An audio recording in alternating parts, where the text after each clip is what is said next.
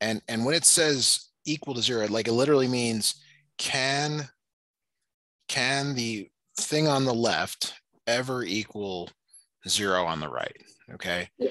And this graph is, or this problem is all about knowing the transformations of absolute value. So absolute value normally starts as a V like this. Okay. For it to equal 0, it either needs to move just left or right or go down. Okay. So Okay. like for example, if it moved down, it would equal 0 there. Mm-hmm. If it moved to the right, it would still equal 0 there. So do you remember any transformation rules from earlier in your course? Yes. Okay, so like for example, does x minus 1 move left or right? Right. Okay, and how about x plus 1? Left. Good. Now how about this minus 1 plus 1 plus 1 plus 1? What do those do? Isn't that if it goes up or down? That's right. So notice that 3 of them move up. Yeah. 3 of them move up, but A moves down. Okay, so without solving this, you can look at the transformations and recognize that, okay, I've got a graph that is moving down. Down's good. Down means the V does this. So if it moves left or right, that's okay. It's still going to equal 0 for this. Yeah. All right, so notice that we don't solve it the way we do typical problems, okay? We use information about the answers to figure out which is correct, because you don't have time to solve all 4 of these to figure it out. All right. So here is kind of a related question. So let me snip this in. See if anything I just said kind of makes sense here. It says, for what value of n is absolute value n minus 1 plus 1 equal to 0? Okay, basically they're saying, can absolute value of n minus 1 plus 1 equal 0? And if so, what is the value of n? Now you could try the answers. Yeah. Okay, but that's slow. You generally don't want to do that unless you really have no other option. So it's really like the last problem here. What does this transformation do? What does this minus 1 do? What does this plus 1 do? What do you see?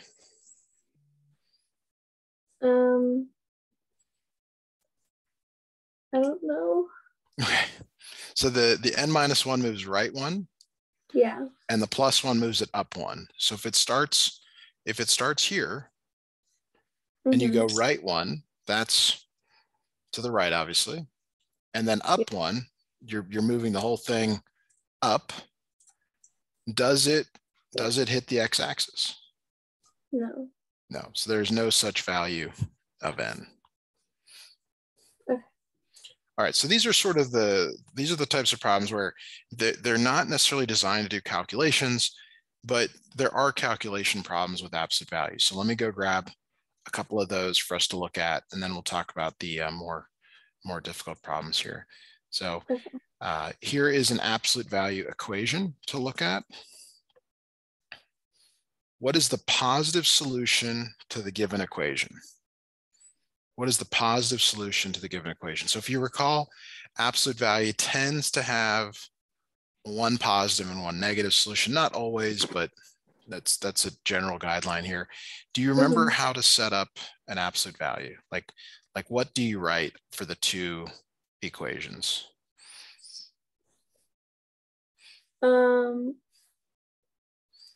Is it 2x plus 4 is equal to 8 and 2x minus 4 is equal to 8? So it's always the same thing that's inside the absolute value, but then one is positive 8 and one is negative 8. Oh, okay. Okay, so from here, could you solve both of these for us, please? Yeah.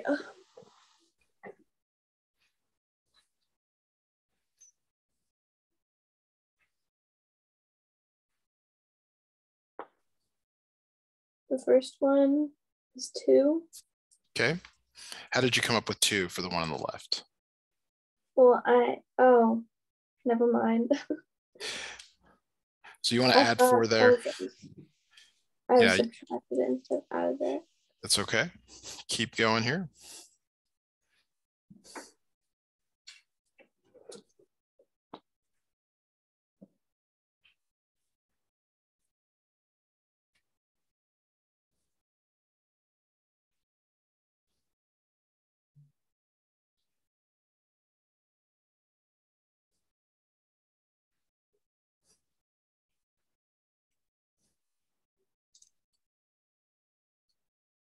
Is it a positive 6 and a negative 2?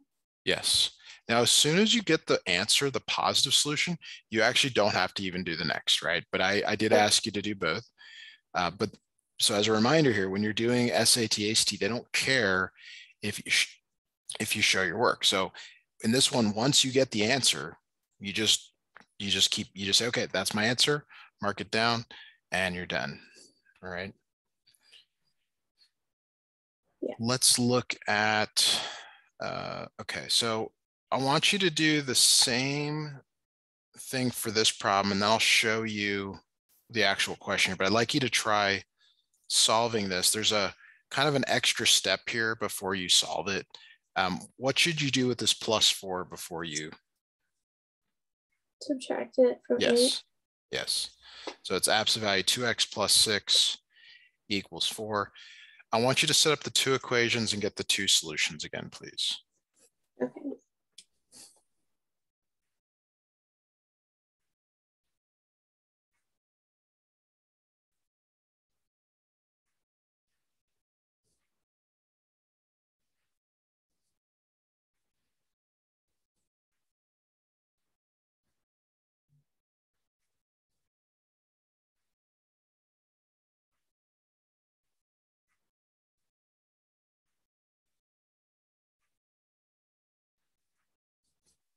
Is it a -5 and a -1? Okay, so one way we can check this here is whether those answers work, and they both do, -1 and -5. So the question, I'll put the question in front of you.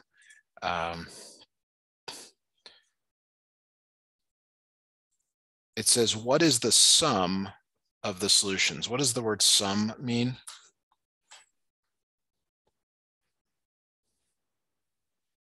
Is it like addition? Yes, so you gotta just add them together. Okay. What would that be?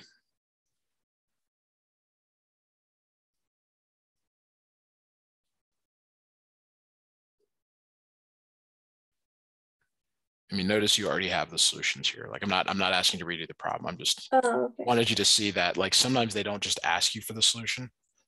Oh, wait, would it be -1 then? You're adding -1 plus -5. Oh, okay. Sorry, I just got Yeah. confused. It's okay. So No, -6. -6. Okay. So sometimes they ask you for the solution. Sometimes they ask you to do something with the solution. So here's another problem that's kind of like that. Actually, let me see if I can get a.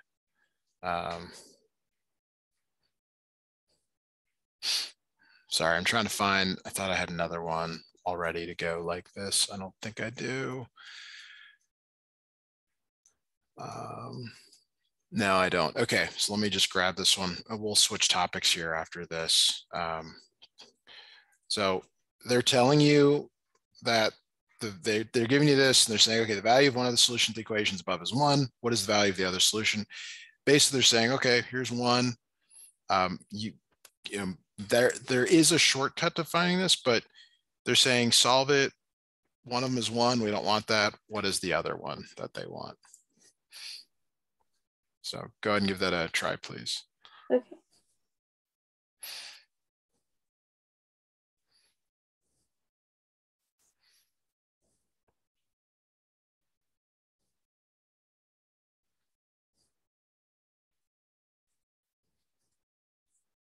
Is the other one -9?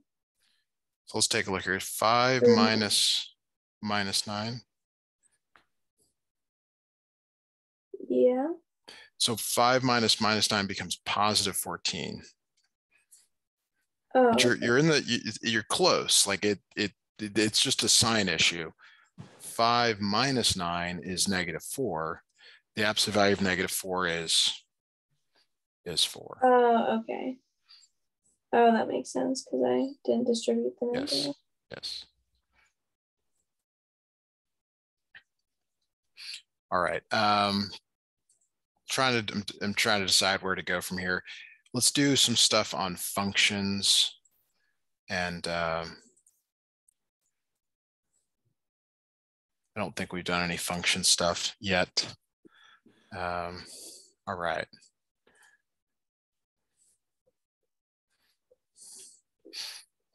Okay, so here's a new problem for you to think about. It says the function g is defined by g of x equals 4x minus 2. What is the value of g of minus 3?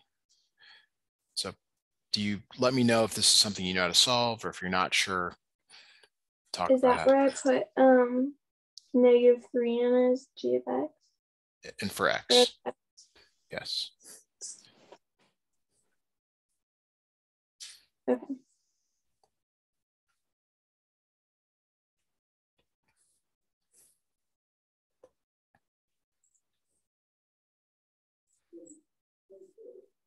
Was that negative 14? It is. Good. Okay. So they're either going to give you the x value, or they're going to give you the g of x value and you solve for x. So they either give you x, or they give you the g of x value. Okay. It depends. That's kind of two types of problems you'll see. So here's another one like that one. Go ahead and give that a try, please, before I put something a little bit more difficult in front of you.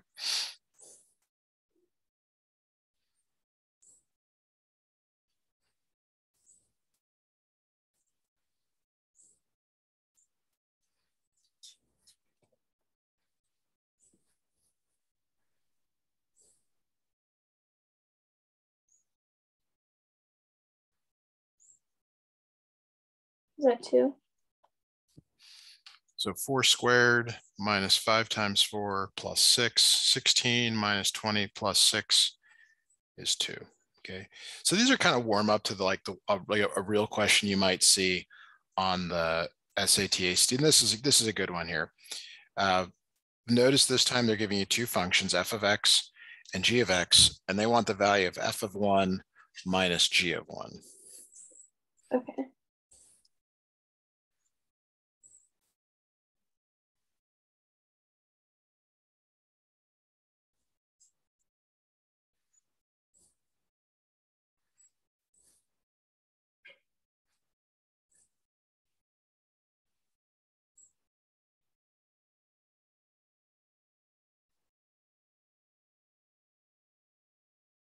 Is that just 0? Okay, how did you come up with that? What is the value of f of 1? Or was that 3? 4 minus 1 is 3, good. And then g of 1 is 2 times 1 squared minus 1. So that's 2 minus 1, which is 1. So you're going to take f of 1 and subtract g of 1. Oh, I think I just did like the g of 1 wrong. Yeah, so you have to do both. So that's why this is like this is such a, maybe an odd question, because you have to do both. Then you have to take the results, and it's free response, so there's no multiple choice to guide you with that. Yeah. So this would be 3 minus 1, which equals 2, and then you've got it there. Okay.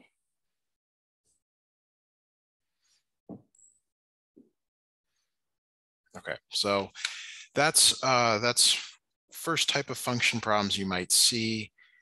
Here is another one that I really like, because it's kind of it's a combination of steps. Okay. So here we go here. It says in the function above, b is a constant. We know that b is the intercept. Okay. If f of x equals 7, Okay, they're giving you an x and a y.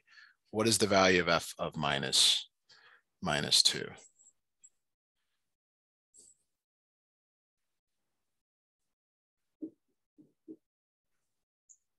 I don't really know how to do this one.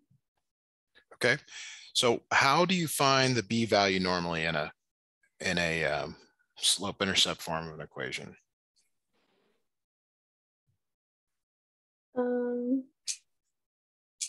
Isn't it just like y? F of x is like y. It's really y equals 3/2 x plus b. This is x and this is y. So it's 7. Y is 7, but x is 6, and you have to use that to solve for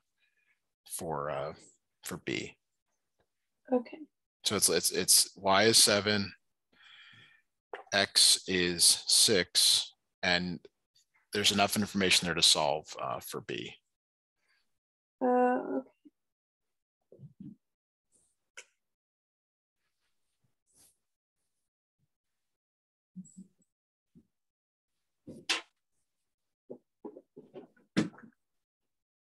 So I'd like you to try to do that for us, please. Okay.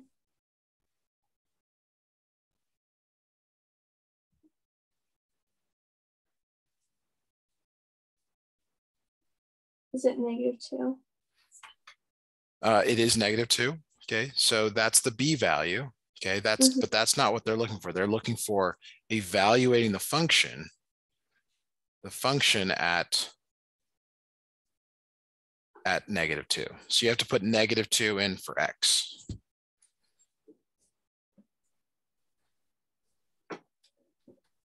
Okay.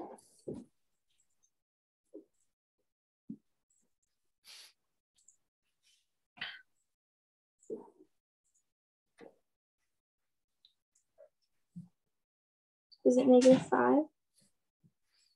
It is -5. Yeah, 3/2 times -2 minus 2 ends up being -3 minus 2 or -5. Okay. So that's the type of question you would likely see. You would be expected to solve for a variable and then reuse it in another part of the problem there. Okay. All right. Now I mentioned this earlier. There's two types of problems you'll see with functions. The first is like we just had here, where you get x and y, and you're given an x value and just put it in the function. This new type of problem we're going to look at, they're not giving you the x value this time. Instead, they're telling you that the output, the h of x, is -2. They're telling you that, okay, it's -2 equals -4 x minus 1 plus 2. So they're not giving you x. Okay, and if you put this in for x, you might find that the answer is there that you don't expect. You have to be able to solve this type of equation. Now, because the answers are here, you can actually substitute these numbers in for x and see if you can find the one that matches, or you can directly solve it. It's kind of your choice here. Okay. Let me try and like plug them in. Okay.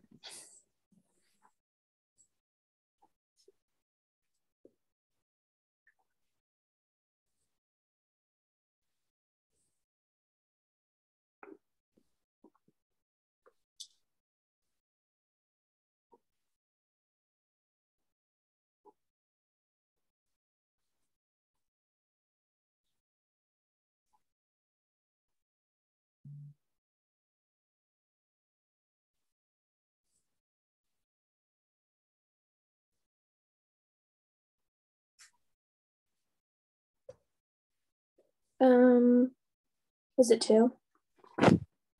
Yes.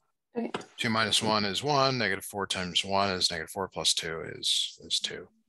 So what I'm hearing, and this is good, is that like when you're kind of given the like, okay, this is how you do it. Here's how to proceed. So we've just got to transition to getting you more comfortable with knowing like how to start these problems. All right. Yeah. So here is a new problem for you to look at. It's kind of like the last one, meaning that you will be setting the whole function equal to a value. It says the function g is defined by g of x equals 4x squared minus 3. For what positive value of x is g of x equal to 13? Okay, so basically you've got to set the whole function equal to 13 and solve for x.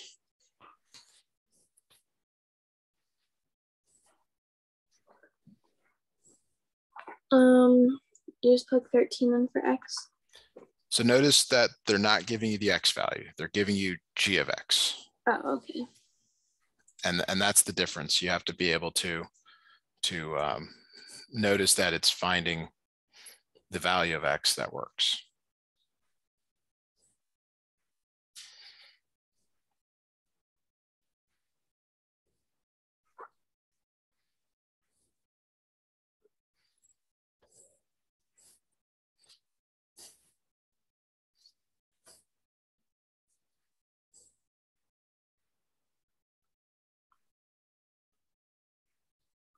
Is it just 2? So it does appear that 2 works. So sometimes you get some nice answers, sometimes you don't. The key thing that I'm trying to get you to see is that there's one type of problem. They're giving you x, okay? They give you x equals a number, or the second one is they tell you the function equals a number. You have to decide which one it is. I can't tell you what you'll get. I mean, you'll get some variation of functions on these tests. So here is another problem for you to look at. And what you have to think about when you read through this is, are they giving you the x value or are they giving you the h of x value?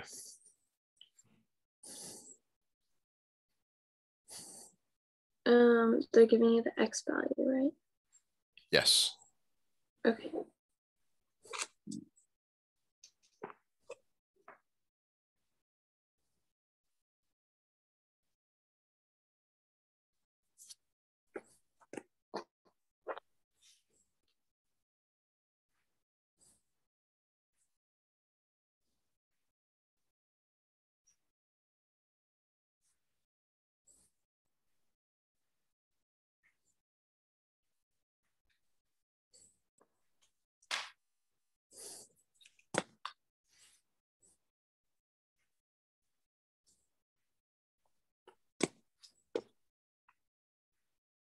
Is it 24? Okay, so to answer this question, it is 2 to the 5th minus 2 cubed. 2 to the 5th is 32. So there's a whole table of exponents that might be worth remembering for this. And 2 cubed is 8. So this is not a calculator problem. So if you're not sure of these exponents, that's the kind of thing you might want to get a little faster at to help you speed up these questions, because they're not meant to be hard. Sometimes they're just meant to slow you down if you don't know what they are. Yeah. All right. So unfortunately, we do have to stop here. I do get another lesson right on the hour here.